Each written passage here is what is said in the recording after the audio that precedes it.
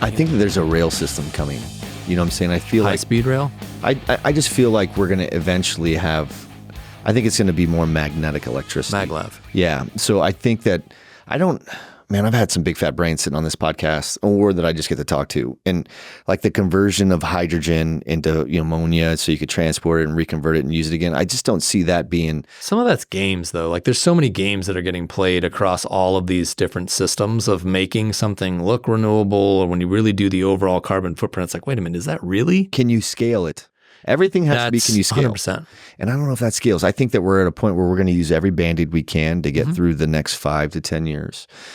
And I think that what will most likely be one of the biggest contributions to change in the way that we approach it will be the technology that we're building it for itself. I think that AI will help us. I think that there'll be something that we continue to, these large language models and the amount of information that we've created as humans that are feeding into these machines, and the information that's iterating off that. I think at some point we'll eventually have like a Star Trek data. You know what I'm saying? We'll have like something that we all can look at that's objective. It's ambivalent to religion and sex and all those things. And it's going to say, hey, look, if you put this math into this calculator and you tell us what we're going to do, this is what you're going to happen. So if you continue to do this, humanity, you'll be obliterated in 50 years from now. You guys are done. You guys are right now essentially rearranging the furniture on the Titanic. You just don't know it. Where in reality is we're pushing these triggers. I think that the data center industry merging with the power and energy vertical is going to have the greatest impact on humanity, because it now will solve for the largest driver of economy, which is power and energy. And if we solve for that, because data centers, the technology that's demanded by us, the consumers, and served by the businesses are going into these data centers, or the sky for the cloud and the home for AI.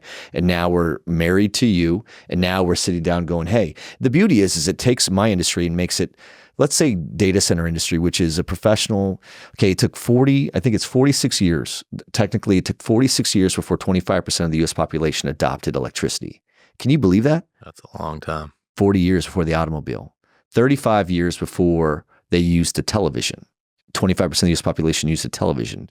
It took 17 years before smartphones were used, or cell phones. They were 7 years for smartphones, technically.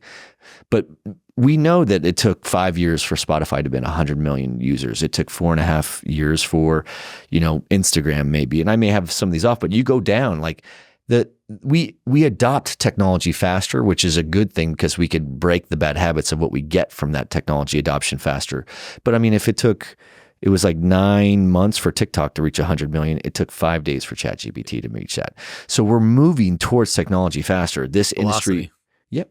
The beauty that happens is when this industry becomes more mainstream as a result of the demand of power, that we will see the pioneers that built this industry sunset and become governance and agents of policy for this industry that will fall in line with power. Right. Because we have to figure out, I can tell you this, we don't operate the same as an industry. Your industry, like the power industry, the oil and gas, I've learned that I have trust issues with almost everybody from that industry that I meet so far, because they will say they can do a bunch of things, and then the reality is they're you and I were talking about this once, where I'm like, I don't see that they play the long game on people as much. Our industry plays the long game on people because the toes you step on today are connected to the ass you'll kiss tomorrow. You could be dealing with a person like this, and then next day they're the person that makes the procurement decisions at Google or Facebook or something like that. So you got to be real careful. And I've also seen a lot of these energy people try to be idiots and try to usurp the operators and go right to the enterprise end users. And I've seen that. That's the easiest way to get damaging relationships. They'll just play Dr. Kevorkian with you in this space. These CEOs don't mess around, right? Yeah. And if you try to take a part of their product and try to usurp that around to their enterprise end user, that's the easiest way to be removed from the sandbox. You won't play nice with everyone and you're gone. Right. So I see that it'll take our industries a few years to acclimate towards each other, to where they're working in concert with each other to support one client, versus now trying to figure out it's repeatable.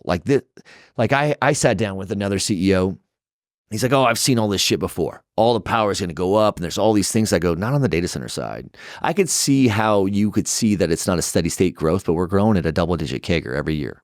Right. So The compounding annual growth rate of this vertical is anywhere between 19 and 23 points, depending on which trade mag or reg you read, or like what I'm reading a Goldman Sachs one right now. We'll see what it says, right? RBC may say something else, JLL, CBRE, EIO, they all say something. But if I get all of those reports, I could handicap that a little bit because I can measure them over each other and see the overlap. And that's all that I do is try to figure out where the puck's going. There's a lot of shifts that are going on right now in this space. And it's going to force you and me to talk to clients together now instead of you talking to them on one problem and me talking to them on the other. Totally. Now we're in concert and we have to be aligned, right? And you're going to see a breakout. And that's why I was asking you, I'm like, explain your ecosystem because I'm trying to understand where power plays into my ecosystem. And I see it as an overlay, a wrap around the whole thing. Yeah. It's not one of the quadrants that we cycle in and out of as a force multiplier to have a greater leverage into that. Now it's really its own element that we can't go. It's almost like there was a time where these data center operators could not talk about scaling their assets without talking to real estate brokers because land was the number one thing they needed. And now total shift to power. The broker power, I'm not saying real estate brokers don't have power. They still have a massive value to the space. But the power people now that know how to speak to it and understand where the pockets of energy are served, because those smelting plants, like I'm getting a lot of requests from people. Brokers are coming to us and saying, hey, we have this land and we have people that want to buy it. And they're non-traditional buyers of this space, but they're technologists or being, someone that's representing technologists. And they're like, before I just sell this at what my price per acre would be if this was going to be a dairy or something else, like what's the value to a data center operator knowing that I'm not in a floodplain, I'm not in a, they're doing the same thing industrial. You're doing the same. So there's people that are like, we have a building that's up here. It's in we could either continue to use it to serve people or we could convert that building into a data center, and what would that look like? So we're trying to help do studies to understand what the capacity would be for that facility since it's not purpose built for a data center, but what do we have to do to convert it to make it one? And there's a lot of that, a lot of repurposing that I'm seeing taking place where people want to understand, I have these 5 assets.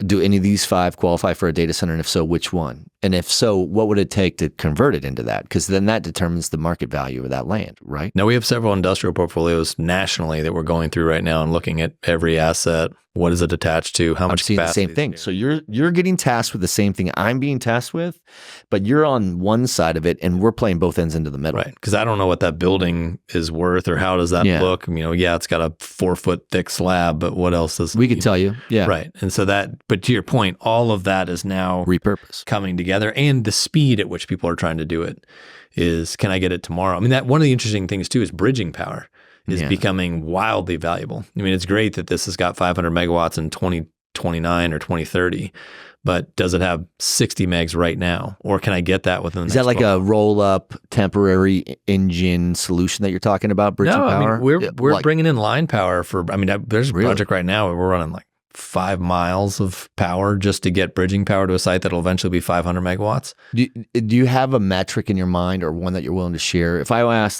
I could tell you how much it costs for fiber mile, to get to the last mile, so to speak. Do you know how much it costs to put the ballpark for gas pipes is usually $100,000 an inch mile. On power, it's very nuanced, but $1 million a mile is kind of the metric people are using for installation of transmission level. And that's at 128 kV and above, or basically 345? Well, so transmission is technically considered above 70 kV. Okay. But we're at 138 on up. When you get into 345 and above, you get into a whole new ball game. And obviously the power grid in the US goes up to 765 kV, but there are some markets that'll let you tap into 345, but not many. Most people are tying into 230 to 70 kV. And it's interesting the nuance in voltages. And even we're seeing customers, hey, I got a transformer that can do this. Oh, really? To buy it. And so that's a whole other part of the game that we have to and like air switches, SF6 breakers are forever now. Like there's all sorts of stuff going on in switch gear and transmission gear that the lead times have gone nuts. But yeah, to your point, figuring out how do you get power in the short term to get up and going, and then how long is the long-term power going to be? Because if you're going to have to run on on-site gen for 5 years, that's a whole different scenario than if you've got some bridging power that you can get within 12 months or some that's already there. And I think that's where some of our industrial customers are in a pretty good spot is there's already transmission power there. It's just only 25 or 50 megawatts. But for a data center that's eventually going to be 300, that's plenty to get going for the next year and a half. And I think that's also one of the things that we've seen a big shift on is traditionally when we looked at a data center, we're putting all this infrastructure in place for a 50 megawatt data center. And then here's, over the next 10 years, how that's going to get leased out and slowly filled up. And now we're hearing people like, no, I'll put all 300 in once it's up. It's like, whoa, okay, that's different. And I believe that actually. I shouldn't be surprised about that. And that's another paradigm shift that we're seeing is there are certain people out there that are, we don't have a ramp. Like once you get it built, powered, and you tell me that power is available on the transmission grid, we're going to have that filled out in months, which is kind of mind boggling. But what have you seen from the outside? Because we're in adjacent industries. So I don't know. When did you start seeing a change in your side of the industry where you saw more operators or end users coming directly to you instead of about a year ago? Okay, it hasn't been that long. And that change, what was the number one? What was the pattern or theme that you've seen? They all were starting at 100 megawatts up? Were they all like, hey, I need a pathway to 400 megs? It was weird. Like it kind of, I would say we started seeing stuff above 300 to 500. And we've worked on, gigawatt projects. Data center stuff. Yeah. Okay. We worked on, gigawatt projects a couple years ago. But those were really pioneering at the time and like totally out of the box stuff. And now it's coming out of the woodwork. And I've seen so many different kind of gold rushes. Bitcoin was a total insanity in the late teens and then kind of blew up and then, came back in a big way and now is kind of like leveled out. And we've seen this with like, LED lighting and all these other kind of technologies that became a gold rush. Yeah. But I think, what we're seeing now is a huge shift in that kind of size direction that just wasn't there several years ago. And I think too, like at the end of the day, if you think about it, some of these utilities have like, 15 gigawatts of interconnection requests, how much of that's actually real? How much is it going to get I'm told built? There's like 1,200 or maybe 2,000 gigs of interconnection requests sitting on the grid right now. Does that sound about right? It wouldn't surprise me. Well, there's some parties out there that are literally just going around and throwing out interconnection requests to utilities, like dozens of them. Knowing that it's going to take a long time to get there? And just to see what sticks. And so if you think about that from the utilities perspective, it's like, did you just throw crap at me or is this something you're actually going to build? And this was their struggle with Bitcoin, but now they're getting it from data centers. And what's interesting too is, we're getting calls from hedge funds and private equity and all these people that are reading these articles. Okay, how do we get in on this gold rush? And, obviously in any situation like this, capital just starts to flow like crazy. And a lot of it is not going to great. And we've actually done some advisory work for the capital side where we'll have, hedge funds or big debt funds will call and say, hey, we're being asked to back this. Does this site make sense? Do you think this is going to work? I get that. Validation question. They're trying to do some kind of due diligence on that.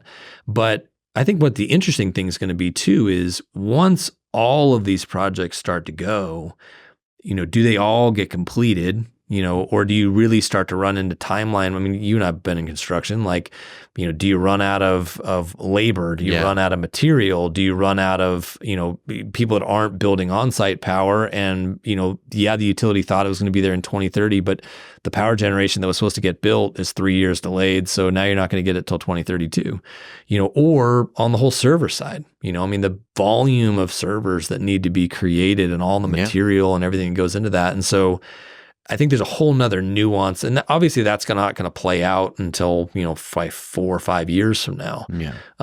Because there's certainly enough people in the short term that are positioned, and this is again why bridging power I think matters so much right now. Is how much can I get going with quickly, and then wait on my bigger power that's 24 to 36 months hopefully. in the queue. And again, going back to prime power, if I'm going in with prime power, I'm going to have power as fast as that gets built, and it's behind the fence and it's ready to go. And we'll work on our interconnection and that kind of stuff later. But if you have to operate in island mode, you can. And you can generate at a voltage that you don't need the big transmission transformers, the big transmission breakers that you need that have really long lead times also. So there's a whole opportunity to stay in the 13.8 range and really be operating at distribution power, which allows you to move faster, which is a whole nother reason why I think you're going to see a significant amount of prime power go out there, because it eliminates a whole bunch of thresholds, not just the grid issues, but also a lot of infrastructure issues that you can build later or wait on. And really now as the generator, I've got my heat rate that I've sold. As a data center, I came on way faster than I could have if I was waiting for the grid. And then my additional ability to play the ancillary market and all that is going to be based on that equipment showing up and getting the interconnection that I need. What do you think? I want to shift to nuclear for real quick, and then I'm going to shift back to natural gas. Can I? What are your thoughts on nuclear? I think it's an inevitability. I mean, at this point, it's the only thing that can provide the density. And here's the thing, like if we were sitting here having this conversation 10 years ago, right? And I told you that, in the future, we're going to need 50 gigawatts of power. I mean, they're talking about the ERCOT load, going to like 150 gigs of 2030 or something totally crazy. So if I told you those things, like we would laugh, like what in the world's going to use that much power, right? AI, cloud. Okay, but the cloud was it wasn't there yet. It was a 20 megawatt data center back then, right? Or maybe 50 for a big one. So I think the other thing that's not being thought about is what's 15 years out that needs way more power than the AI stuff we're talking about now. Yeah, that's why we have to have reactors. Right. And so power density and really energy density is what really truly matters. And who knows, maybe down the road we have these totally insane systems that operate on super high pressure steam that's super hot, right? And the nuclear reactor is actually more about generating super high pressure steam than power. Who knows? But I think, we can already see what's out there 10 years, and that requires that volume density of nuclear. What's 10 years beyond that might need, for sure, there's nothing that even can come close. Right now, like we talked about, gas can fill a bridge, right? And we can continue to build out renewables. There's a role absolutely for battery storage to play. But when it comes to prime power filling the gap, day in, day out, there's nothing out there that we can really work with and scale like gas right now. Like it's kind of our only option. But nuclear is it's a paradigm shift. If that does get mass adoption, and I don't think that I think it will, because we don't have another option. I agree. Or to your point, we'll create one. Or shut your phones off and don't use ChatGPT, and let's just slow everything down. Yeah, I doubt that's happening. I don't know the last person I've talked to that was using less technology, although there's probably a lot of studies that talk about the health benefits of reducing the amount. I do think I look at technology like I look at fast food, and it is something that's great, and we can have it every now and then. But as you get older, you realize that it's unhealthy for you. So you don't eat it as much as you get older, and you kind of look at it as an affordable luxury that you kind of you're really careful on how you engage with it, right? And I mean, you could eat fast food all day, every day. Right now, you don't, because it's not healthy for you. I think technology has that same everything in its balance, right? It's a total double-edged sword. But also, if you think about, the productivity of what someone could accomplish in a day in 1950 versus what a human being can accomplish in a day, because of everything in the background that they probably aren't even aware of or actually physically interact with, has totally changed their ability to be productive. It's orders of magnitude.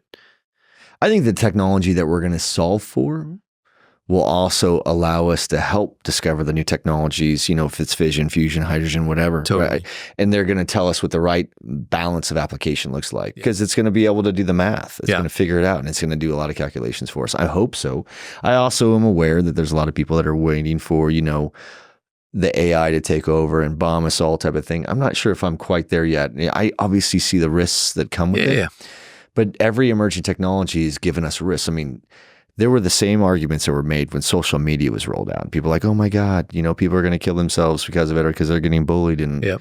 And that happens. Like but again, that's all about managing that as a human, right? Every industrial revolution gives us emerging technology, gives us something to adopt. And then it takes the next industrial revolution until we change and pivot from it. Like, I'm older than you by a couple of years, and you probably grew up in the same time frame where you could see my favorite one was when you'd get 4 out of 5 dentists or 4 out of 5 doctors would tell you that smoking Camel Lights is better than Marlboro Light. Right. But I mean, like, it took a long time until we learned, right? Like, we learned that fast food was bad, but it gave birth to a whole other industry. There's industries now. Like, there was no Spartans then. Marathon running was not very popular back then. I did the death race. Okay. Yeah.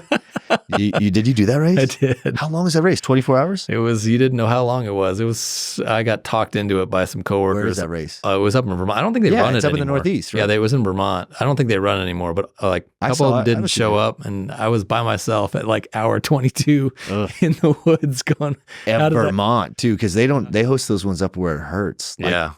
But I mean, like, that gave birth to a whole new industry. I mean, look at Jazzercise, you know what I'm saying? But like, but we just started learning, like, hey, maybe this fast food shit, this convenient food thing is not as good for us. Maybe these TV dinners, which sound really cool, aren't really good for, you know what I'm saying? We just started learning. And I think the technology gave us the ability to grow more aware and to grow more knowledgeable without the construct of society. Meaning, I don't need a teacher to tell me what's right. I don't need either corporate media or mainstream media to tell me those things either, because now we understand how they're all wired and how they're all information's power too. Like, it is. Sustainable agriculture is something I'm super fascinated by.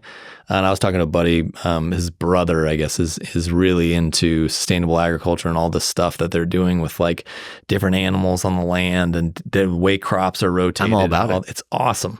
And I think there's so much of that, quite frankly, that's getting powered by the ability to, I mean, if you think about, again, in 1950, your ability to go research stuff, like, going back. Yeah, you have access to the data. I remember card catalog and Dewey Decimal System. I remember those days. That's how you figure things out.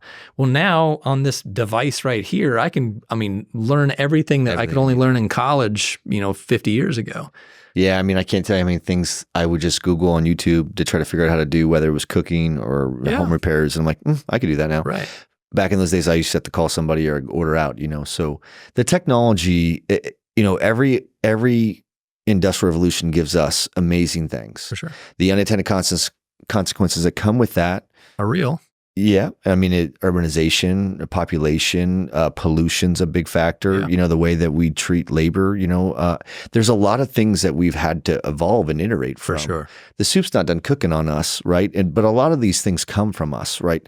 So we as a nation are creating a lot of FAMGA, and we're creating a lot of these emerging technologies. So we have to be governance of that, and we have to figure out how do we have less unintended consequences on society. And the environment.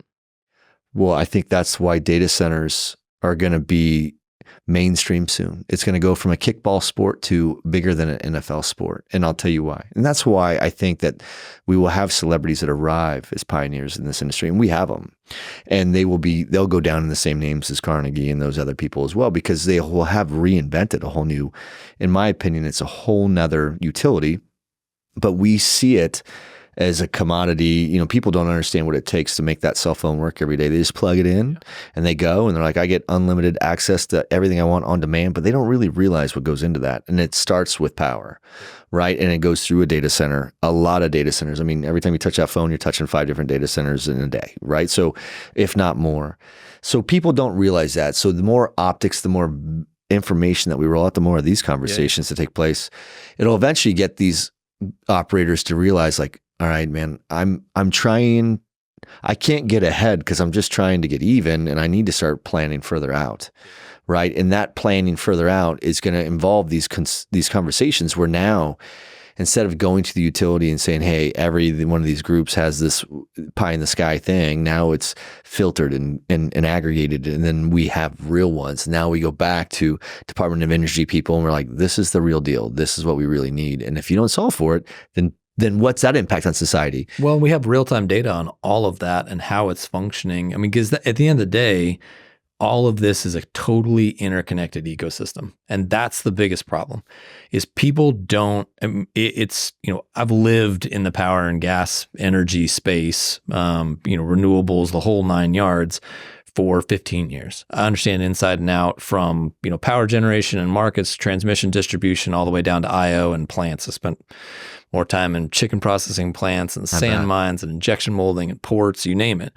But a majority of people have no idea how this whole ecosystem works that supports every part of their life all day, every day, and makes everything they do possible.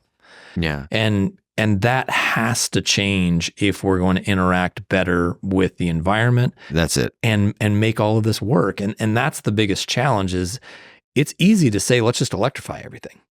But understanding what that really means is a big deal. And understanding the actual environmental impact at every single stage of electrifying something is really important. So it takes a very special person that could tie it all together, a person that has the ability to change industry. Like I look at what Elon did in changing the automotive industry where there wasn't a manufacturer of an automobile that didn't have a battery option. Now, mainly everything's shifted into hybrid, it seems like a little bit more, but I think that there's going to be a massive continued adoption of EVs or hybrids. But you also have a guy like that changed society by buying one social media platform. And by the way, he has Neuralink, he has, the SpaceX. And by the way, he also has his own, AI platform, right? So and he's building his own chips too, isn't he? Well, look, he's everything. But what I'm saying is you need a guy like that who's looked at everything. Like my thing about I love listening to the Rogan show. There's a lot of people on there that help me understand, I do a lot of I listen to a lot of the podcasts that are more about biohacking, like Gary Bracca or something like that. But at the same time, he introduces a lot of new people with new concepts. And I think a person like Elon, who he transformed the automotive industry and he's transforming all these other industries, and all of those things, all those industries that he's touching all rely on one thing: power. And I think that a lot of people go on Rogan and they'll talk about AI and they'll talk about cloud or something else, but they're not really talking about the engine for AI. They're not talking about the engine for cloud. They're just talking about the byproduct itself. Okay. But that engine for technology is what you and I are talking about. I'm trying to figure out how to build it and you're trying to figure out how to power it. And that is what provides AI, and that's what provides cloud. And I think that we need to get someone who could take it down below the waterline and talk about it like that. And it needs someone who could speak and thread between multiple industries. A guy like him, he's heavily dependent on power, and that should hopefully be the next venture that he gets into to transform industry. What, if not him, then who? It has to be someone of that magnitude. Well, and I think the other important thing to realize is it's not, so, power and electricity are synonymous, but at the end of the day, it's all about energy. And that's really, until people understand that this really is just a massive thermodynamic equation that is a huge loop. I mean, if you think about, farming or protein processing, that is making energy for people, right? And that takes energy input, both from a power and gas grid, as well as water, as well as human labor input, right? And so that's really in the slogan of Legend is don't just use better energy, use energy better. And until we really understand how we are consuming energy, not just electricity, but fuel and everything else, food, and how that's being produced. Even like food waste and all this stuff, that's all output of the energy ecosystem in the form of entropy. Now, hopefully a bunch of that can go back to renewable farming, but you and I know a lot of it ends up, in waste. landfills. Yeah.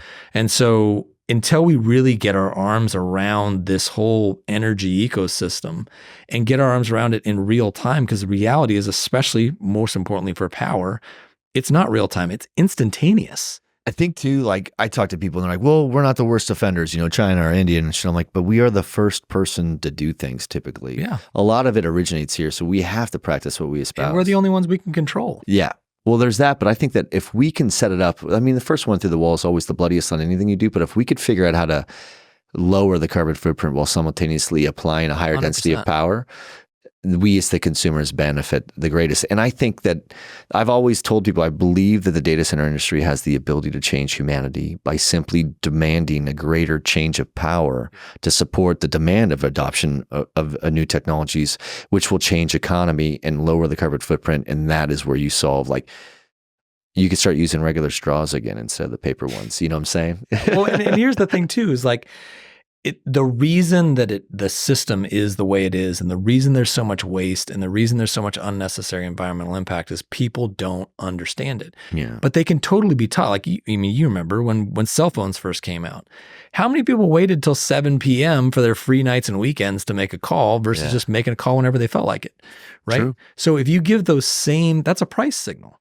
Right? Well, they changed from minutes to data once that pivot changed. Right. Then, but when it first started, it was minutes. This is pre-texting and all that. But again, you're giving the customer a price signal they understand. Right now, the price signals in the market are too complex, and the customer has zero visibility. They're going to bill 30 days after something that was instantaneous happened, all the way up to the industrial customer. I mean, I can't tell you, not just in the data center space, but how many major industrial customers, oil and gas customers, huge power users don't understand how the markets are working, and they're just buying fixed price contracts on a long-term basis, and then let's just, go do something else, because that's just not their business. They don't want to think about it. But everybody's going to have to start all the way down eventually to the residential user, is going to start to understand how this whole balance works and how that all functions. Same thing with internet, right? You think about, 56K modems all the way up to now, gigabit speeds at your house. You're paying for different prices for different throughputs. That doesn't really have a time quotient on it like, electricity does, but there's different thresholds and volumes, and the customer and the consumer figures it out. Walk me through, if I can, shift back to natural gas real quick. Mm-hmm.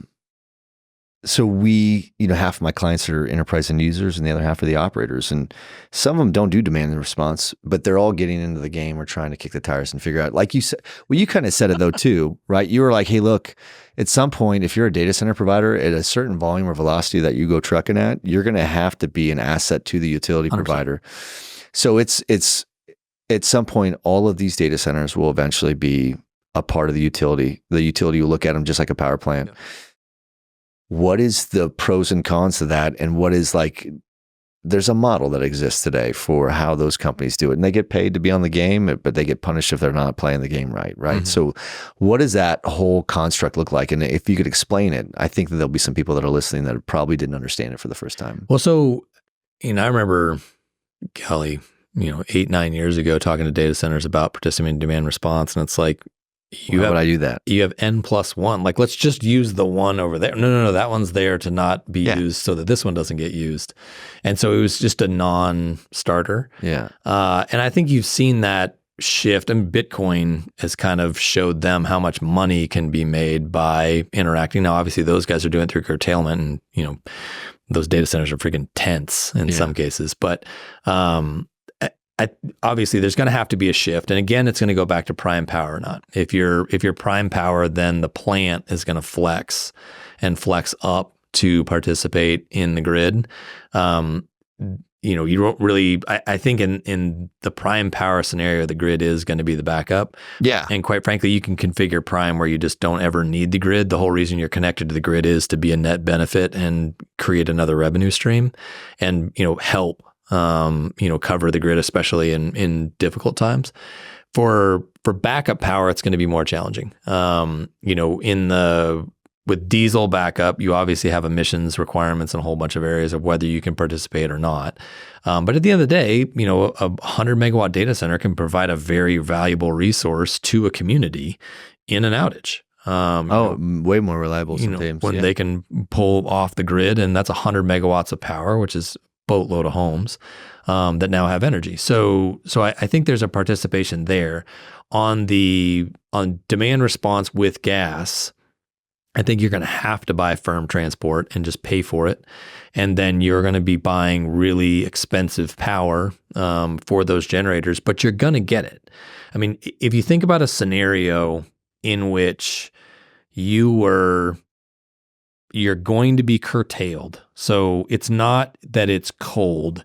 it's catastrophically cold, and we're now in rolling blackouts, which means it's snow and ice and a mess. Mm-hmm. Moving an armada of diesel trucks around in that weather It's very dangerous and very unreliable. Exactly. And potentially an environmental nightmare. Mm-hmm. And I can say that in Uri, like we were borrowing, stealing, I'll give you 50 cases of beer if you'll drive this diesel truck to here. And they're like, no. And we had cases, we waited 3 days for diesel to certain sites that were, critical. And, fortunately, we had enough on-site storage that we were able to bridge the gap. And in some cases, we actually didn't lose power. So we were only running diesel, gens, pretty lightly. But in that, kind of catastrophic situation where there's curtailments of order, I think eventually you're going to have to start talking about what is this data center doing? And how critical is it? I mean, one of the things that's shifted in Texas is a lot of the oil and gas companies can't participate in demand response anymore because they're now considered critical because they're providing gas to the gas generation fleet that's providing power to the state. We still had a decent amount of solar during Uri, but wind dropped off to extraordinary low level. And so, gas had to step in and cover that gap. And batteries battery solution isn't a week-long solution. They've got to be able to step in, touch the peak, and then they have to also have a low price period where they can recharge to make the economics of that work. I was fascinated by the demand response model because I'll tell you why I was asking that question. I do think that there'll be this huge shift. I think the mechanical solution is going to really be what makes the difference between every one of these data center operators. I don't think it'll be the way that we distribute power to them because they'll all struggle. But I do think that it'll change the design on the electrical, right? I think that if you end up going with primary natural gas and you make the utility the backup, I do think it's going to remove some components from the electrical design that you may not need, right? Such as? Diesel engines. Yeah. Right. So I think that you'll find people that are going to figure out maybe how to use like a rotary unit for something like a flywheel. Yeah, there's flywheel DC cabinets that have double conversion, the full wave bridge rectifier effect that you were talking about, where you're just basically storing it and then reconverting it back later. Right. So I do think that there's going to be changes that are going to iterate. I think it's going to come from the large hyperscalers that are the ones that are more likely to be willing to make those risks in the changes. They could inject that risk into their design because they're offsetting that. In fact, that's where all ingenuity comes from. Someone that's got the capital to take a risk. Yeah.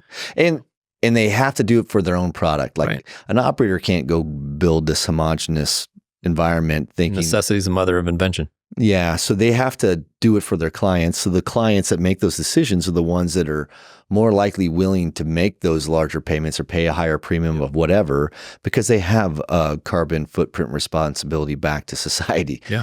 I mean, if you were to take a look, have you seen the Infrastructure Masons Climate Accord agreement? No, we'll work with Miranda on that. Okay, perfect. So like you could see that there's a fair number, a highly respectable number of groups that are fully committed. For sure. And that's so important, right? Like that at the end of the day, like who cares a flip about AI if we all can't breathe? That's what I tell people. I'm like, I'm not as worried about the liberation of AI as others are right now, because we can't unleash AI to the full capacity because we don't have enough power to support it if we wanted to, right? I remember that like John Hayden once at an event that he was speaking at was like, IoT had a huge demand and we saw this huge birth of an industry. And then what we thought, when it kind of plateaued a little bit, then we hit the cloud. And the cloud, I mean, I remember sitting down, and back in those days, I would sit down with like some of the brokers at JLL and stuff, and they'd be like, I've never seen this volume in my life. And every year I have a broker come in and give a state of the industry at DCAC, which is a conference that we host here in Texas. And normally I'll have one of the power brokers, not power, but like a powerful broker of influence in the industry that covers coast to coast, get up and they will talk about what's happening and paint with a very broad stroke about what's happening as a natural trend throughout the industry, throughout the U.S. And they'll go into other markets, but the U.S. is kind of where we see a lot of this stuff transforming because it begins here. We see it as an application get adopted in other places, but it gets tried here and it gets iterated through multiple times before it's released as an adoption. I mean, I had Christian Bellotti on And he was literally talking about the airplane ride back from Japan where he designed or developed or arrived at what is now the formula for PUE, which is a metric that you were using.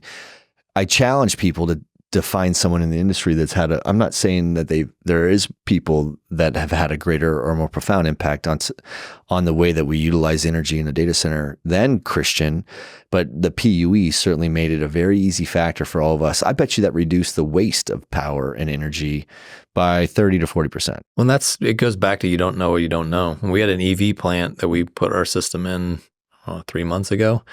And like the first thing we noticed was like, what's that power bump at 4:30 in the morning? Well, it was them firing up the cafeteria and getting ready to feed everybody for the day. And sense. All of a sudden, now you have 5-minute data, and they reduced 15% of their overall energy usage by just understanding what was on that shouldn't have been on that they could never see before because all they were getting was a monthly bill. And so it's totally transformed the way that you can manage energy. PUE is the same thing. That's really where we're trying on the data center space is who wants to go first in showing what that looks like in real time and take it all the way down to the rack level if you want to. Because now it's, so many people are just kind of estimating, it's about this. It's usually about that. What is it actually? And when you start to actually be able to monitor that in real time, you really can do something about it. And now stranded capacity and all these other things or, things that are overrunning that shouldn't be running. There's a massive amount of energy waste that's taking place right now in the data center space that could be totally fixed by just having transparency, but you don't know what you don't know. Yeah. And that's what's going to have to change. And kind of the benefit of scaling to the numbers that we're scaling is you can't operate up there blind. You start wrecking stuff. And so that's going to create, it forces change and transparency just because the dollar magnitude is so big and the actual physical power impact magnitude is so big.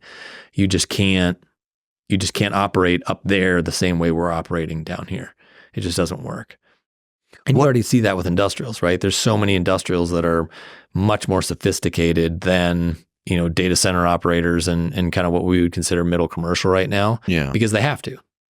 And that's going to shift. Let me ask you a series of questions that we're going to use as like the basis for how we bring this podcast home, because we're going to have to break it up into pieces and feed it out to people. There are some people that get it, right? There's some very sophisticated people that are going to absorb it all in one podcast, and some will break into chunks so they don't have their minds explode. What are some of the things or the patterns? Here we are talking, you're saying you saw an upshift or a change in the way that you were engaging with operators about a year ago. What do you see in a year from now? Anything that you feel comfortable trying to take a swag at? Well, I think, a year from now, a lot of what's being worked on right now and really over the last year is going to start to flesh out and hit the grid. And so we're all going to learn a lot through that. When there aren't a whole lot of data center operators that have connected a gigawatt to a grid before. And so when those impacts start happening, what is the actual roll up? How fast does that load come online? What kind of transparency do they have? How are they actually participating in markets? Is going to drive a lot of change. And so, to your point, there's going to be a whole bunch of iteration over the next 5 years, but in the next year to 24 months is when we're really going to see what we've been talking about, and everybody's kind of how well it's working. Exactly. The rubber's going to hit the road. It hasn't hit the road yet.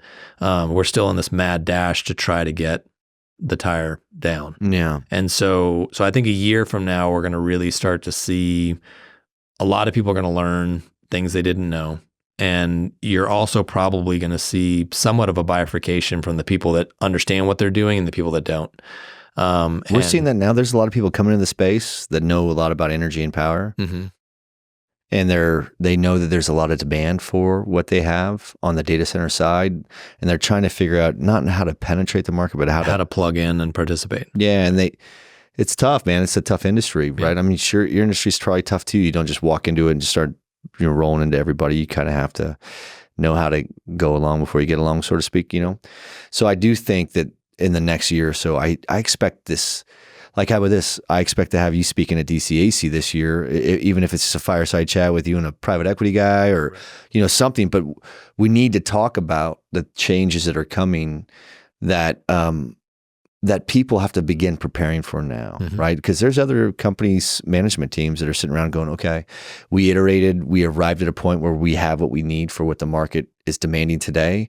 But as soon as you're done, then the market has a new demand that shifts to 2 in a year from now. And if you're not already trying to figure out how you're going to solve for that today, you're one of those people, like I said, that it's the dodo bird, right? You're the person rearranging the furniture on the Titanic, right?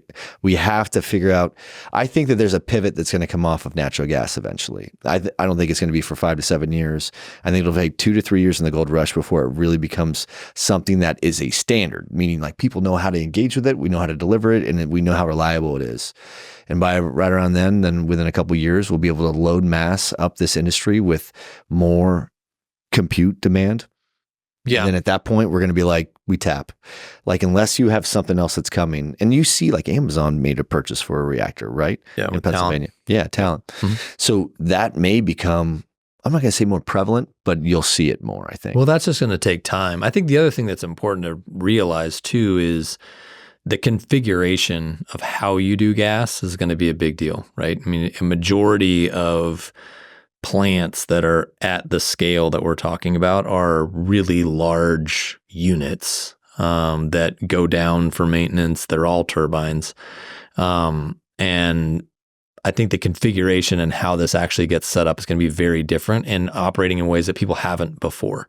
And really creating redundancy within the plant and potentially using a significant number of large reciprocating engines rather than a smaller number of large turbines. Yeah. And so even in that, there's stuff that hasn't been set up that way before and certainly not on a large scale. I think that you're going to have to use both.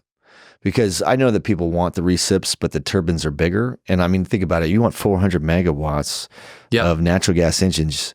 If you want 400 megawatts of natural gas engines, that's 800 engines. They're at half mega to click, let's say, right? Well, no, we can get 18 megawatt engines. I mean, for reciprocating engines, you can get up like some of the Wartsillas get really big. Okay, well, I have a lot to learn, so I only went to one. But it wouldn't surprise me though, too, if you didn't have several turbines and then a fleet of recips and creating redundancy and balance within that to take some blocks out. And then when you take, one of those down, you've got several recips that can step in, or really all you're doing is pulling back your market action and your ability to support the grid for whatever that means. Interval might be only a day or two, right?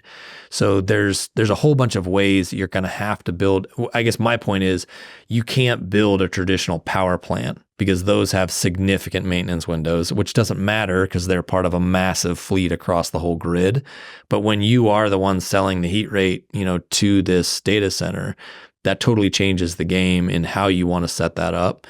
And because you now have a tenant or, really someone you've sold your base PPA to that you're giving reliability to, it's allowing you to interact with the market in a way that you wouldn't normally as a traditional power plant. And so there's a whole bunch of shift and change. And I think the people that understand that and do that right now are going to be the ones that are ahead. And a lot of that's the lag, right? It takes several years to get one of these things through permitting and everything done. So if you're the folks that are figuring that out, doing it right now, and now you're operating and doing it well in 2 to 3 years, you're jogging and everybody else is, getting their shoes on. So what is your advice? What is the sweet spot for what they can build to without losing speed and agility to market? Is it less than 150 megawatts? Is it less than 120 megawatts? Is it less than 50 megawatts? And is there a sweet spot? And then what's the advice you'd give? If you were sitting down with, let's say I was a large operator or end user, and I was like, look, I need a path to 800 megs. And I need to be able to start with no less than arbitrary number here, 50. And I want to know how often you're adding 50 until I get to that. Like, 2 questions I just asked you. What is the sweet spot today that operators can go to and know, like, I could get this now without triggering something that is a 3-year study? No bridging power. Yeah. So I would say the sweet spot's right around 100 megs that you could get on site and up and going pretty quickly. What's pretty quickly? 12 months? 18 months? Probably 18. Yeah. There's some mobile gen that you could potentially roll up quicker than that. But even that, like, we've got some mobile gen we're working on right now. It's like 30 megs and it's, 9 months. Really? So, there's some stuff available out there, but if it's something you want to buy, patching it together. Yeah. Right. So, and there's a bunch of mobile gen provider. I mean, the oil field's got a gig of that stuff out there. And there's, 2 trailer wide, you can do 30 megawatt turbo, like a TM 2500's 32 meg trailer or 32 megawatt unit on 2 trailers. Really? So, you can get That's big, you can get big power out there. But the whole thing with a turbine like that though, is you can only turn it down so far. I mean, the amount of gas you're using at half power versus full power is not a huge delta, where, recips, especially if you break them out, you can shut them off. And that most engines and recips or turbines, they want to be all the way on or all the way off. They don't really like operating in middle round, and they certainly can without problems, but that's not where they're most efficient. So if to answer your question, I would target getting 100 megawatts on site as quick as I can and staying under my, Tidal 5, while in parallel, I'm working on my long-term power solution. If I want this all on one parcel, while I'm working on my long-term power solution, while I'm working on integrating with the grid, and really truly understanding what my ramp is going to look like, because there might be some opportunities to participate, with the grid. There's some programs out there that are, like in Texas, and that are in theory moving you up the stack on, Tidal 5 and some of the interconnection stuff that might help you move quicker. But that's kind of the way that I would go about it I would get 100 megs as fast as I could built on site while I'm working on my long-term power and my long-term grid connection. I look at that 100 megawatt as almost the bridge, So, and I could see how you can use that. There's probably a way to where you're crawl walk running into a power solution that gets you. That's what they want, is a roadmap to 800 megs. Well, and really the biggest thing that people I don't feel like understand at all in the data center space is gas. I mean, we had a customer come to us and say, "Hey, I've got a gas pipeline on site. This is going to be great." No, that's a line that goes from a major storage field to a major city, and if it's below 20 degrees, there's no gas in that pipe for you. And so understanding how the natural gas grid works and, what capacity is going to look like, where you're going to source gas.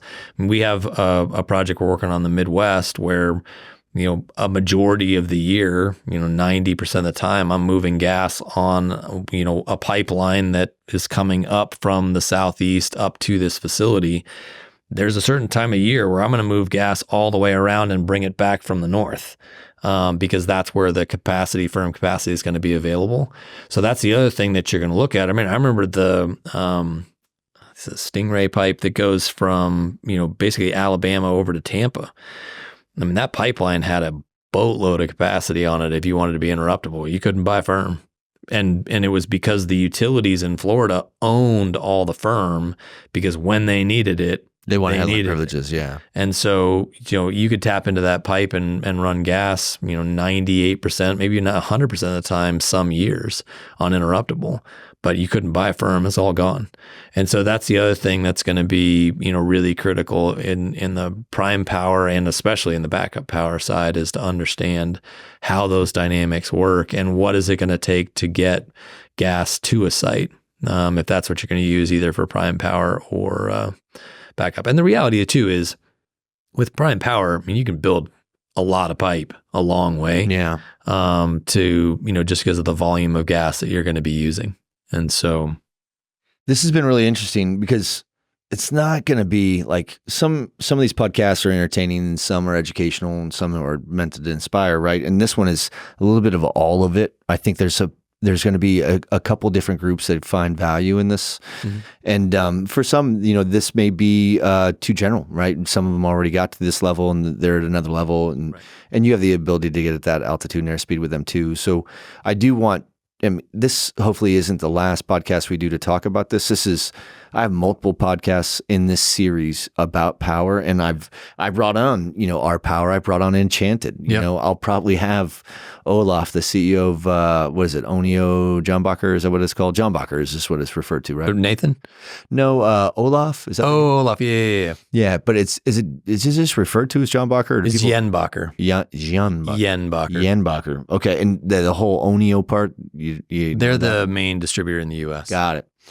All right. So listen, lots for me to learn about these things, right? But he seemed like a great guy and they have a solid product. I went to their conference and I'm learning as much as I can. But I need to have more of these conversations. And then, like I said, like I host a conference once a year in Austin, Texas. I rent out the Moody Theater at Austin City Limits Live or ACL Live.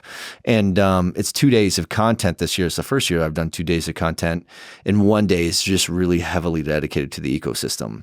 And it's where I'm going to allow manufacturers to get on stage and talk a little bit more about these products, specifically on the engine side. I have multiple engine groups that power or energy groups, I should say, like, you know, I don't want to call them engine groups when engines are just a part of the product that they use for the service they provide, and they're providing energy as a service. That's a much more prevalent thing that we're going to see a lot more of, and I'm running into more of those groups that do it.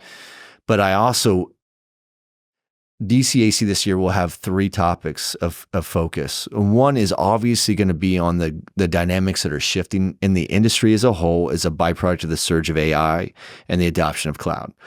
The industry needs, like, we need to redefine or level set where we're at as an industry, because we grow so much more aggressively than every other industry because of every other industry. So if the healthcare industry takes a turn on the way that they're going to provide a service to their patients, we feel it in the data center, because the way they operate, you know, iPads in the ER and the way they aggregate that data is having an impact on the network and the data center. So same with if you're in aviation and you're like, hey man, we have airplanes. Well, there's ways that you do things. The way that you use your technology as a business will have an impact on the data center. Every other business, every vertical of industry has an impact on that data center.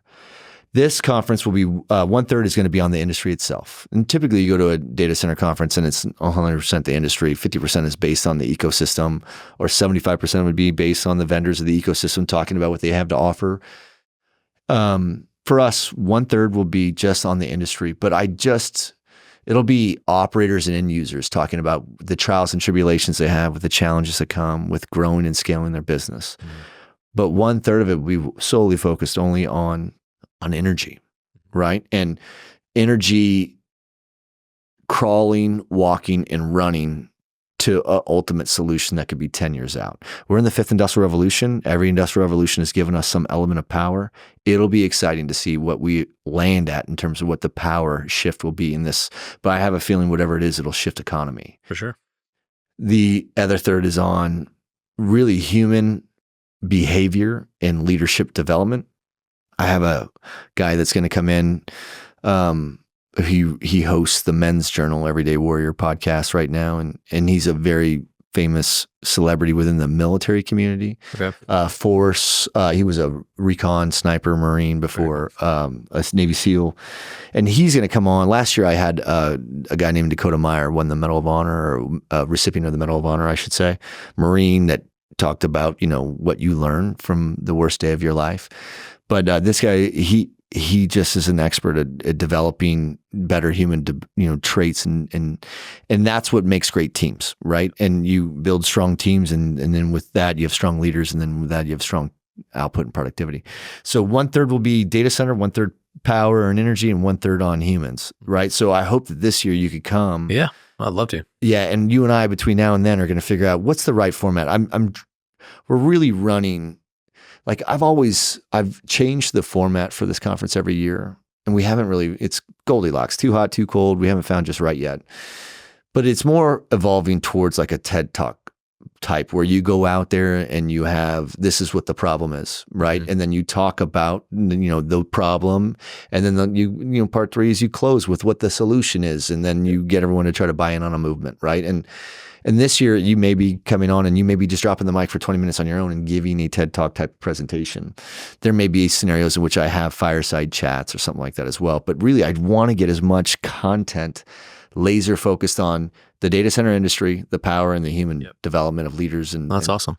So those are the 3 topics that we'll be talking about. And I hope that this year you get to come on and you get to talk about where we're at now, because that's in September, and we're talking about a lot can change for sure between now and then. So this is a relevant topic, and this is something that we're going to have to continue to educate ourselves on.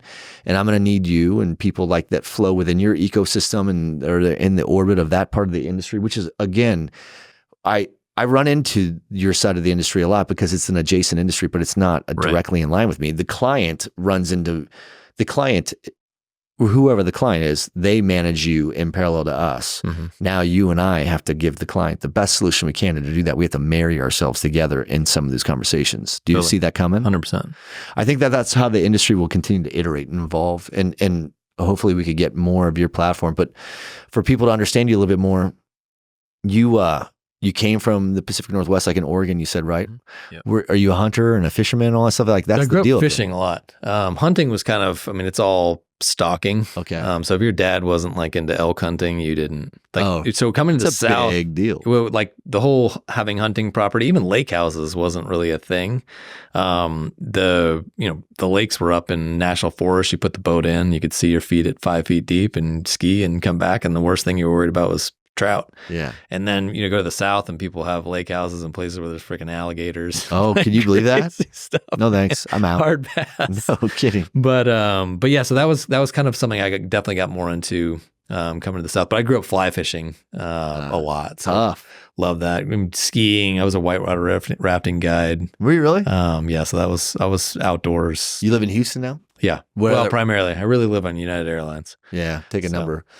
I'm okay with it right now. I'm in that stage. I'm sure you are too, where I'm like, I'm going to go hit this as hard as I can. And then I'll figure out how to park myself at home. What do you do? You still, you work out? You still running? Yeah, definitely work out. Running.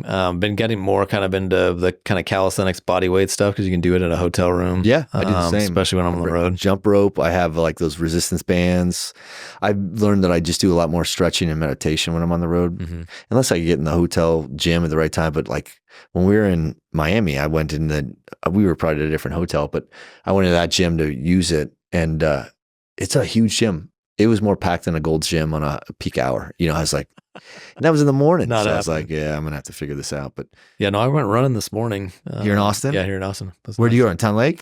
No, it was just north of here. Actually, I went running last night. And then I worked out in the hotel gym and then went for a little run. What else do you do for your time? Try to play golf a couple times a year. That's the law too in Houston. Everybody golfs in Houston. Yeah, you got to be part of a country club and all that stuff, which I'm not. I still have my place in New York. So I'm lately been almost in New York as much as Houston. I got so, and then on the road, I was in Chicago and Indiana end of last week, and I'm back in New York later this week. What are you seeing from a trend perspective from a power place? Are there any states that you see that are going to be more welcoming or shutting down than others? No, I think in general the deregulated markets are going to be kind of where more opportunity lies, mainly because there's the ability to move quicker and dispatch gen, and you're not dealing with a lot of regulation and tariff. Well, you're saying from a natural gas perspective, it's almost all fully deregulated. Yeah, from the gas perspective. But as far as being able to connect to the grid and impact things, your deregulated grids are going to, I think, function faster just because there's already a market for you to step in and operate. And they'll pay you, right, to go on reserve or on hold. What do they call that? Well, there's responsive reserve. There's a whole bunch of different markets you can participate in, and then other programs like demand response and that kind of stuff that you can participate in. Can people come to you to find out how to navigate? Oh, totally. We do that all day long. What do you tell people you do right now? What do you tell people you do? Yeah, you tell me I'm an energy trader. Energy. Oh, is that what you say? That's the layman. Okay. Yes. To people that are in the data center space, like again, we have kind of three parts of the business. It's markets, real-time data, and infrastructure. And usually the benefit is it doesn't really matter what point in the life cycle the customer's at. And quite frankly, most data centers are probably in 3 different places. And so we can plug in with any of them where they are. If it's, site selection and getting power to something, if it's an operating data center and they're really trying to understand PUE in real time and what's happening, we can do, real-time data analytics and get that out. And then obviously, most of them that are in deregulated markets are interacting with those markets and, probably just working with a traditional broker and doing fixed price stuff or maybe some block and index. And there's just way more intelligent ways to interact with the grid, especially if you can do real-time data. And so makes sense. It just depends on where the customer is in their life cycle is how we engage. If someone wanted to engage with you, what does the ideal client look like and how can you help them? They use power or gas. All right. Doesn't matter the volume. You don't have a minimum? Yeah, like, hey, we definitely have a minimum. So we don't, like office buildings is about as small as we go. And then all the way up to, massive. Do you measure in power? Like, hey, if you have more than an arbitrary 2 megawatt demand, then we could help you, or? Yeah, we really don't mess with a whole lot that's under 1 million kilowatt hours in power. And then, gas, it kind of runs the gamut, but, usually 50,000 decks at least is something we'd mess with. How big will you go? We have huge users. Like I said, we have customers where we do their budgets every day. Where's the headquarters for your company at? Technically based out of Houston. So I actually started this in my apartment in New York, and then I got a place in Houston January 2020 as I was spending so much time in Texas.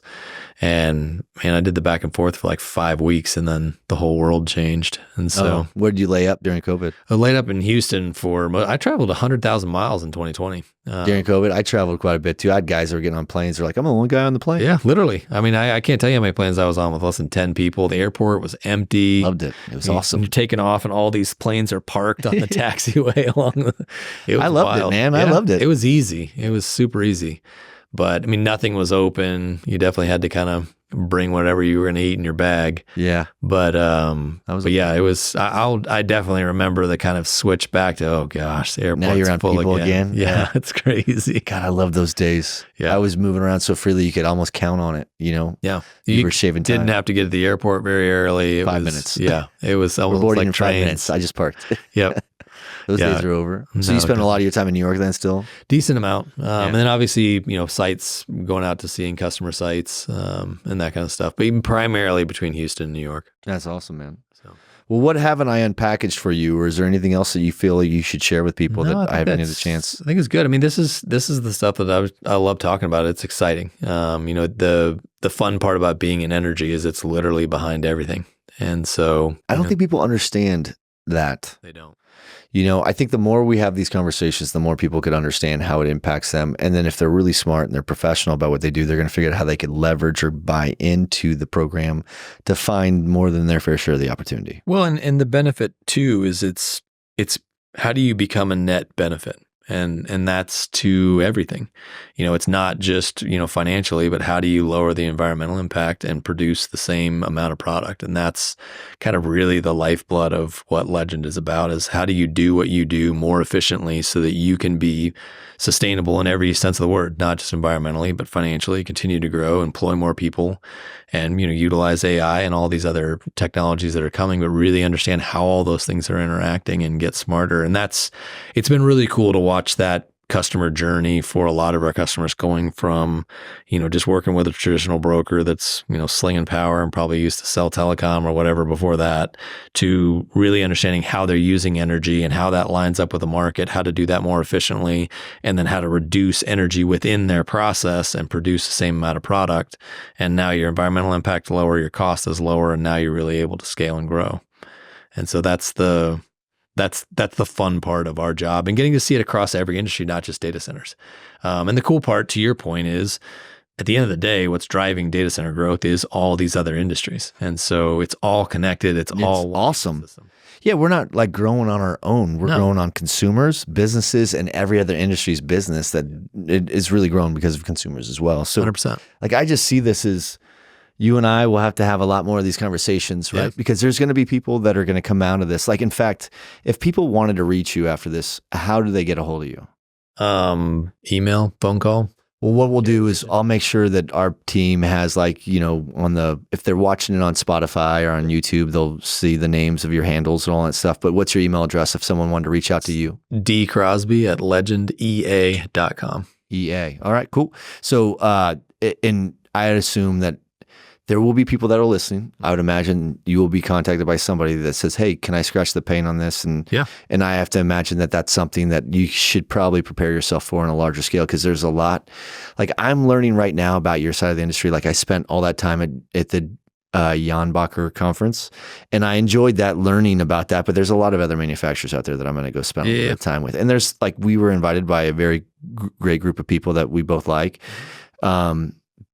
But what they're going to do may not be exactly in line with what I'm going to need to do for my clients, right? So I have to find more myriad solutions out there. And that's it. And it's okay, because, like, I was just telling Jamie the other day, I'm like, hey man, the beauty is there's so much pent up demand for things. There has to be an application in which we're going to definitely cross paths. Well, and at the end of the day, like we talked about, the big bottleneck is just hardware. Yeah. It's just steel and silicone and everything else. We're already hearing about some of these, people buying 40 units where they've bought up 18 months of that supplier's supply chain for generation units. So there's a whole same thing that's going on with transformers and breakers and all this other stuff. So more vendors are going to also have to join the fray if we're going to build even half of what everybody says we're going to build, just because of all the constraints in the supply chains. Yeah, that's going to be an exciting part because I give a shit about power and energy a lot, but I care about people first. Mm-hmm. Staff augmentation and services are the primary 100%. Thing for me. So I look at it all as just an opportunity. I mean, I'm selfish, right? So I look at it and go, for every opportunity that needs another manner of service, it provides me an opportunity to create another void that I could backfill with another veteran. And so much of this automation stuff, it hasn't replaced people in a lot of cases. AI it's made generate things, jobs. Yeah, and it makes things safer. Different jobs. Yeah. You see a huge increase in safety and a lot of other things that, a human shouldn't be doing that. A machine should do that, and now a human can have 5 machines doing it at the same time and they're making sure that they're running right and, programming and doing all that kind of stuff. And it's just way less dangerous than it was before. And danger is the number one KPI. Safety is the number one KPI, right? Schedule second, budget third. And I'll tell you, I'm seeing safety as a factor across the board because there's a cloud war. There's an AI war taking place right now, right? And they're all trying to outspend each other. So they're trying to get as much product they can online. And when we talk about power, cloud data centers are going to look at natural gas power differently than an AI data center will. Sure. Because AI data centers they're not as worried about latency. They're not worried about certain things. They can shut down maybe sometimes, right? So there's certain applications. There's not going to be a silver bullet, right? But it'll take time until it iterates to that. But what I was saying was there's going to be some big shifts that take place. There's going to be a huge demand for labor that comes to that shift. And I think that you'll start, I expect to start seeing some of those shifts take place. Now, I think that there's a lot of people that are listening whose kids will have jobs in this industry that haven't even been invented yet. For sure. And we're talking about how it's going to iterate to that. When all this stuff has to physically get built, need human beings to do that. And there's a ton of it. I think that that's the beautiful part is they'll always need people to deliver these products. And I think that you'll see AI replacing certain things, but there'll be humans that need to backfill those requirements to support the growth of AI. No, for sure. Either way, everybody's always worried, but did Uber really kill the taxi? Did Airbnb really kill the hotel industry? There's going to be changes of technology that come. And as a byproduct of that, it'll create a whole another sub-domain of an economy for it, right? And what did the consumer end up with? Better product, more economically efficient, pencils out better for them and their family. So we as a consumer benefit more from all those things. This has been a fantastic conversation. I've been waiting for this one since I met you in Miami. So enjoyed it, man. Thank you for making the time. And I know that we're going to do this more often. So for sure. Looking forward to it. Thanks, Dan. All right. Appreciate you.